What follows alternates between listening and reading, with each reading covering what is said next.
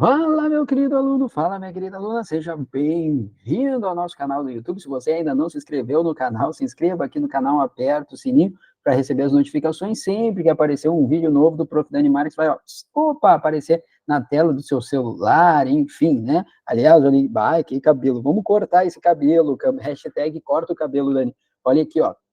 Vamos lá. Pessoal, hoje separei uma aula um pouquinho diferente aqui para vocês. Nós vamos abordar alguns aspectos gramaticais a partir da primeira parte do hino nacional, já que o hino nacional deu muito o que falar aí nas últimas semanas, nos últimos dias, aí, em função de uma cantora muito famosa, que, né, por um motivo ou outro, não sei, não estou aqui para julgar, né, pessoal, mas por um motivo ou outro acabou se passando, se perdendo, ou não, foi problema técnico, não sei. Isso aí deixamos para você. Mas olha só, né? Deu problema no hino, deu problema, né? Aliás, muitas vezes o hino nacional nos gera ali um ou outro probleminha, desde a parte de interpretação, sentido, enfim, né? Porque a gente acaba simplesmente lá, quando mais novos, decorando o hino nacional para na Semana da Pátria cantar o hino, e a gente nem pensa no que está nos dizendo ali, tá? O Francisco Manuel da Silva, que foi o autor dessa obra-prima, que é o nosso hino nacional. Então, vamos lá, sem mais delongas, pessoal. Deixa eu compartilhar aqui com você a nossa telinha. Vamos lá, vamos lá. Papapá, papapá. Deixa eu só colocar no modo apresentação aqui, que fica melhor, né, prof? Fica melhor, fica melhor, fica melhor. Deixa eu colocar aqui para vocês, agora sim. Agora sim, tá aqui, ó. Vamos lá. Gente, você vai perceber que eu vou dividir essa nossa aula em cima dessa parte do hino nacional em algumas partes, tá? Porque a gente tem muita coisa que pode ser abordada aqui. Quer ver? Vamos lá. A gente pode abordar uma coisa chamada figura de linguagem, porque há uma figura de linguagem predominante aqui nessa primeira parte já de cara do hino nacional. Tem uma outra coisa bem interessante que a gente pode trabalhar aqui, que é a parte de acentuação de determinados termos, tá? Tem uma outra coisa muito legal que a gente pode abordar aqui também, chamada concordância verbal. Concordância verbal também pode ser trabalhada. Uma coisa chamada pontuação, legal, que hoje a cachorrada aqui pelo escritório estão faceiro, estão serelepe, pimpão, tá? Mas olha só, pontuação também pode ser abordado, tá? Acentuação, pontuação, análise sintática, que está relacionada diretamente à concordância verbal. Pá, cachorrada, bem na hora que eu estou gravando o vídeo, decidiu, tá show. Decidiu dar show. Não, vamos dar show, vamos dar show. Dani, não dá para ouvir tanto. Não, dá para ouvir sim, tá? Mas tudo bem, vamos lá, faz parte da vida. Eles estão empolgados também com a questão aí do hino nacional, tá? E dá para abordar também uma coisa chamada crase. Então, olha que legal, Dani, tu vai abordar quais assuntos? Todos, tá? Mas um de cada vez. Então, claro que vocês vão percebendo que as coisas aqui, elas se conectam. É aquilo que eu falo direto. O português é como se fosse um quebra-cabeça, e tu vai juntando uma pecinha a outra ali para formar aquela grande paisagem final ali do quebra-cabeças. Então, vamos lá, gente. Olha só, primeira coisa, eu vou seguir a ordem aqui, então.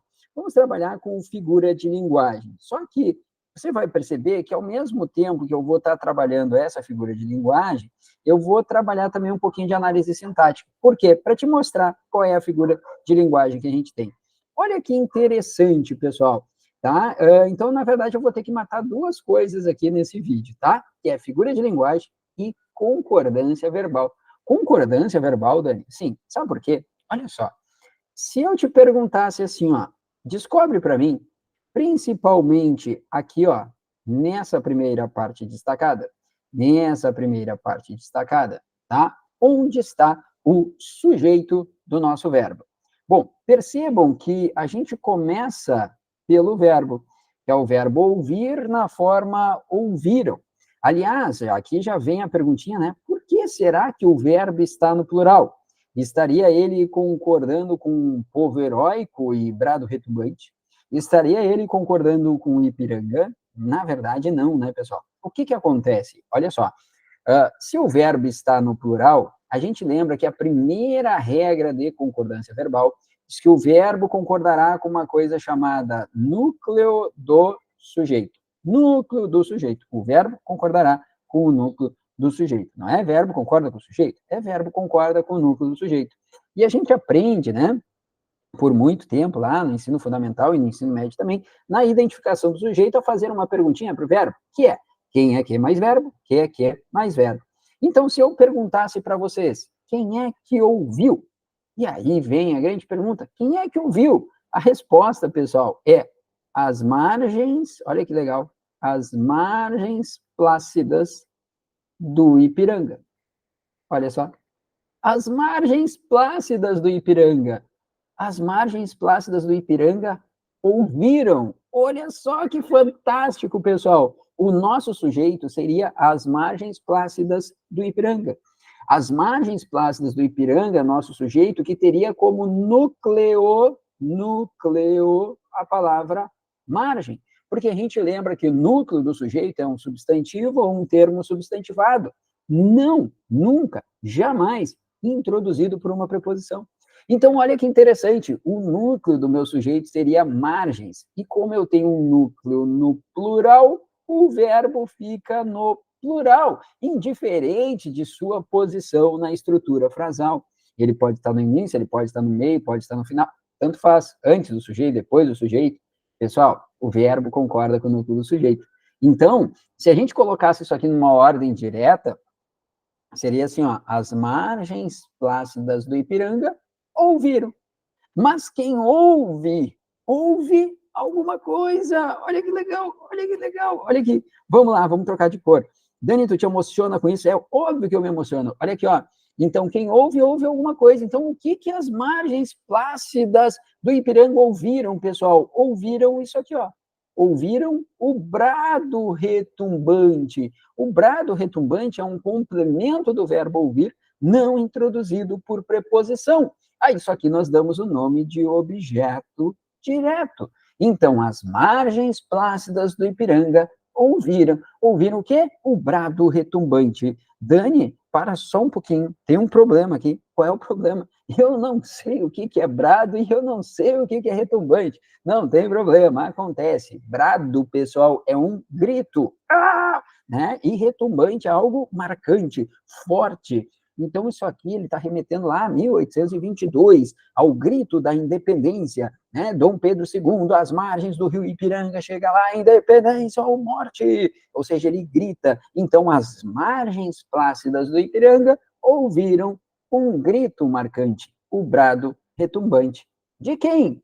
De um povo heróico. Olha só, gente, de quem, né? É o brado retumbante de um povo heróico. Esse de um povo heróico é o complemento do brado, né? É o brado de um povo heróico. Olha que coisa fantástica.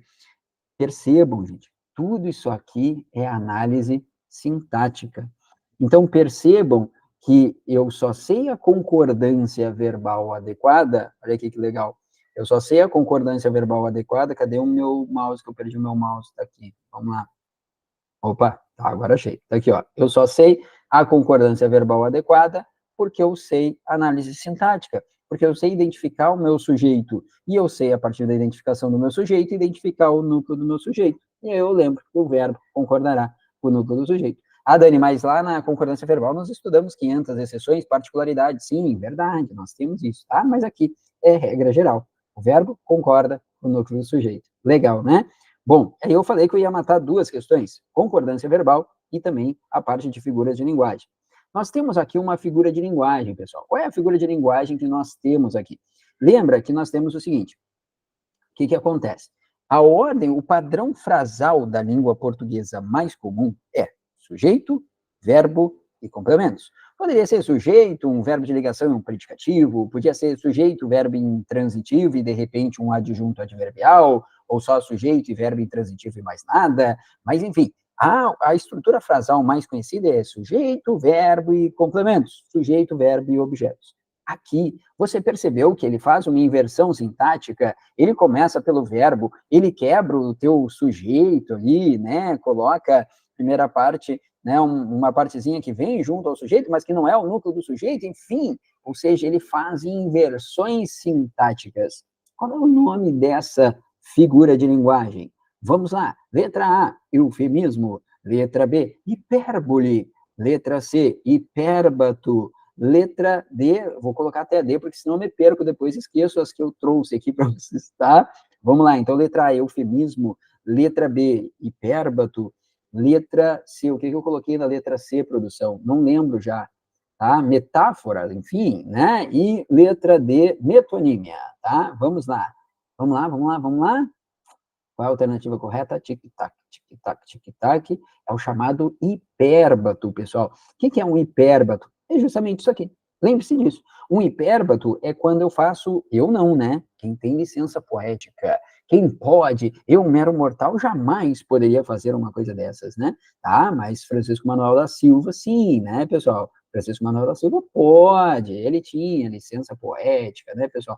Tá, então nós sabemos ali, tá? Que nós temos aqui inversões sintáticas, né? Tá? Ou seja, eu começo justamente, peraí que eu perdi vocês, cadê produção, cadê, volta lá, isso, tá? Olha só, quando eu faço inversões sintáticas, tá? Justamente a fim de trazer, vamos lá, várias coisas, né? Uma forma diferente de passar aquilo, porque ele está trazendo uma música, aliás, uma música linda, maravilhosa, né? Não é nem música, o hino do nosso país, né, gente? E um hino, tá? No nosso país, que é lindo, maravilhoso, talvez ele seja lindo, maravilhoso justamente por isso, né? Pela forma como ele nos trouxe, tá?